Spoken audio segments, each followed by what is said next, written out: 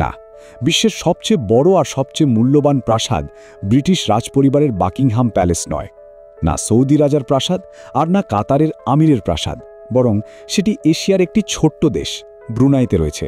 একটি ছোট্ট রাজত্ব যার সুলতান বিশ্বের সবচেয়ে ধনী আর সবচেয়ে শক্তিশালী মানুষদের মধ্যে একজন, সুলতান হাসান আল বলকিয়া।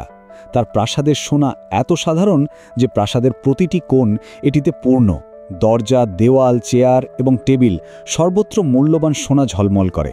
তবে ব্রুনাই শুধু সম্পদের নাম নয়, এটি এমন এক রাজত্ব যেখানে প্রতিটি রাস্তা একটি নতুন রহস্য প্রকাশ করে, এমন একটি জায়গা যেখানে সুলতানের ইচ্ছাই আইন এবং যেখানে তার আদেশের সামনে বিশ্বের বড় বড় শক্তিরাও চুপ হয়ে যায়।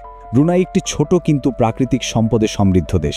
এখানকার শাসক হাসান আল বলকিয়া এমন একটি ব্যক্তিত্বের অধিকারী যিনি রাজকীয়তা, জাঁকজমক এবং শক্তির জীবন্ত প্রতীক। তিনি 1967 সাল থেকে এখন পর্যন্ত ব্রুনাইয়ের সিংহাসনের একমাত্র মালিক এবং রানী দ্বিতীয় এলিজাবেথের মৃত্যুর পর তিনি এখন বিশ্বের সবচেয়ে দীর্ঘ সময় ধরে শাসন করা বাদশাহ হয়েছেন। এই গল্পটি শুধু সময়ের নয়, বরং এমন সম্পদের যা একজন সাধারণ মানুষ কল্পনাও করতে পারে না।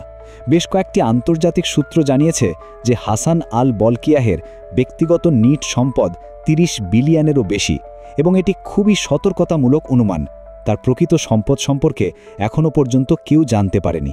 তার জাঁকজমক এবং বিলাসবহুল জীবনযাত্রার পেছনে রয়েছে ব্রুনাইয়ের তেল ও গ্যাসের সেই ভাণ্ডার যা মাটির নিচে সোনা হয়ে লুকিয়ে আছে। তেলের প্রতিটি ব্যারেল এবং গ্যাসের প্রতিটি ফোঁটা সুলতানের সম্পদে আরও একটি শূন্য যোগ করে। তবে ব্রুনাইয়ের সুলতান সেই সব রাজকীয় পরিবারের মধ্যে পড়েন না যারা তাদের সম্পদ লুকিয়ে রাখেন। তার কাছে বিশ্বের সবচেয়ে বড় ব্যক্তিগত গাড়ির সংগ্রহ রয়েছে, যেখানে বিস্ময়করভাবে 7000 গাড়ি বিদ্যমান। এটি কোনো সাধারণ সংগ্রহ নয়, এতে রয়েছে 600টি রোলস, 450টি ফেরারি এবং 3880টি বেন্টলি। এবং এই সংগ্রহের সবচেয়ে নতুন অংশ হল একটি 24 ক্যারেট সোনায় মোড়া রোলস রয়েস সিলভা, যাকে Guinness book of world records বিশ্বের সবচেয়ে দামি গাড়ি হিসেবে নথিভুক্ত করেছে। এমন একটি গাড়ি যা শুধু ঝলমল করে না, বরং সুলতানের এই দামি শখের একটি ঝলকও দেখায়। সুলতানের এই গাড়ির সংগ্রহের মূল্য আনুমানিক $5 বিলিয়ন কাছাকাছি বলে মনে করা হয়। স্থলযানের পাশাপাশি আকাশের দিকে তাকানো হলে তার ব্যক্তিগত জেটের বহরও কারোর চেয়ে কম নয়। একটি সোনার প্লেটের বোয়িং 747-400, যার দাম প্রায় $400 মিলিয়ন। তবে সুলতানিটিকে শুধু একটি জাহাজ নয়, বরং উড়ন্ত প্রাসাদ হিসেবে ব্যবহার করেন। ক্রিস্টাল ঝাড়বাতি, সোনার ওয়াশ বেসিন এবং বিলাসবহুল ইন্টেরিয়রের জন্য $2 মিলিয়ন আলাদাভাবে খরচ করা হয়েছে। এবং এই সব কিছু শুধু আরামের জন্য নয়, বরং মানুষের মতে এটি ক্ষমতা এবং অর্থ প্রদর্শনের একটি মাধ্যম। এখানেই শেষ নয়, সুলতান তার মেয়েকেও জন্মদিনের উপহার হিসেবে একটি ব্যক্তিগত জেট উপহার দিয়েছিলেন। সব মিলিয়ে সুলতানের কাছে 17টি বিমান রয়েছে যা তার ব্যক্তিগত সংগ্রহ, এবং প্রতিটি বিমানে প্রচুর পরিমাণে সোনা ব্যবহার করা হয়েছে। এই কারণে ব্রুনাইয়ের সুলতান মাটির পাশাপাশি আকাশের সম্রাটও হিসেবে পরিচিত। সুলতানের ব্যক্তিত্বের আরও অনেক আকর্ষণীয় দিক রয়েছে, যেমন তিনি রয়্যাল মিলিটারি একাডেমি স্যান্ডহার্স্টের একজন সার্টিফাইড পাইলট এবং তার প্রিয় নাপিতকে লন্ডন থেকে ব্রুনাইতে ডেকে এনে শুধু একটি চুলের কাটার জন্য $21,000 খরচ করেন। এটি তার বিলাসবহুল জীবনযাত্রার একটি ছোট নমুনা। সুলতান একজন আর্ট কালেক্টরও, যিনি বিখ্যাত ফরাসি চিত্রশিল্পী রেনুয়ারের একটি পেন্টিং $7 মিলিয়ন কিনেছিলেন। খরচ করার ক্ষেত্রে তিনি এতটাই মুক্তহস্ত যে 1996 সালে তার 50তম জন্মদিনের পার্টিতে তিনি এক ঝটকায় $30 মিলিয়ন উড়িয়ে দিয়েছিলেন, যেখানে মাইকেল জ্যাকসনকে পারফরমেন্সের জন্য $17 মিলিয়ন দেওয়া হয়েছিল। এই সময় পুরো দেশে 2 সপ্তাহের ছুটি পালন করা হয়েছিল এবং বিশেষ করে এই অনুষ্ঠানের জন্য একটি নতুন স্টেডিয়াম তৈরি করা হয়েছিল, যেখানে বিশ্বজুড়ে থেকে 60,000 রাজকীয় অতিথি অংশ নিয়েছিলেন। কিন্তু আসল অবাক করার বিষয় ছিল যে জন্মদিনের পার্টিকে আসা রাজকীয় অতিথিদের আসল সোনার মেডেল দেওয়া হয়েছিল। এখন আপনার মনে এই প্রশ্ন আসতে পারে যে এত বড় প্রাসাদে সুলতান এবং তার পরিবার এক জায়গা থেকে অন্য জায়গায় কিভাবে যান? এই কাজের জন্য প্রাসাদে ইলেকট্রিক গল্ফ কার ব্যবহার করা হয়। এই প্রাসাদটি শুধু সুলতানের বাড়ি নয়, এটি প্রধানমন্ত্রীর কার্যালয় এবং ব্রুনেই সরকারের সদর দফতরও।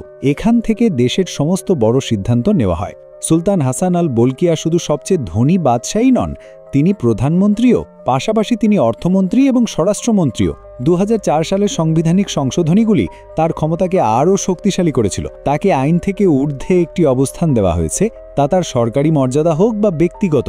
এখন এই সব কিছু দেখে আপনার মনে হতে পারে যে ব্রুনাই একটি উদার দেশ হবে, কিন্তু তা নয়। তার শাসনের সবচেয়ে গুরুত্বপূর্ণ দিক হল শরিয়া আইন কার্যকর করা। 2019 সালে সুলতান সম্পূর্ণরূপে ইসলামী আইন কার্যকর করেছিলেন।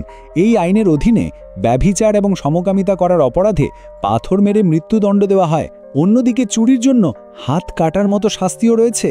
এই পদক্ষেপটি বিশ্বজুড়ে কঠোর সমালোচনার শিকার হয়েছিল, যার ফলে লন্ডন এবং প্যারিসে সুলতানের বিলাসবহুল হোটেলের বাইরে বিক্ষোভ রেকর্ড করা হয়েছিল। ব্রুনাইতে অ্যালকোহল এবং শুয়োরের মাংসের উপর কঠোর নিষেধাজ্ঞা তো আছেই, কিন্তু এখানে তামাক সেবন করাও অবৈধ। ফতোয়া শুধুমাত্র সরকারি মুফতিরাই জারি করতে পারেন এবং তাদের ফতোয়া নিয়ে মজা করাও শাস্তিযোগ্য অপরাধ।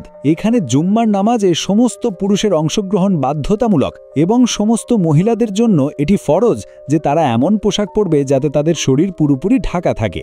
এই সমস্ত কঠোরতা সত্ত্বেও ব্রুনাইতে কিছু জিনিস একেবারে বিনামূল্যে, যেমন শিক্ষা এবং চিকিৎসা।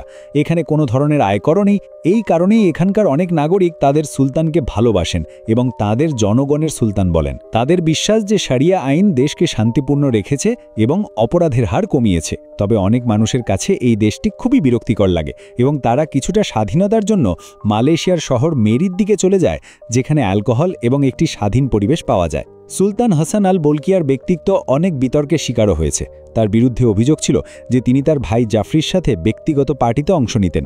1997 সালে মিস ইউএসএ শ্যানন মার্কেটিক সুলতান এবং তার ভাইয়ের বিরুদ্ধে মামলা করেছিলেন, এই দাবি করে যে তাকে পণবন্দী করা হয়েছিল এবং অনৈতিক কাজ করতে বাধ্য করা হয়েছিল।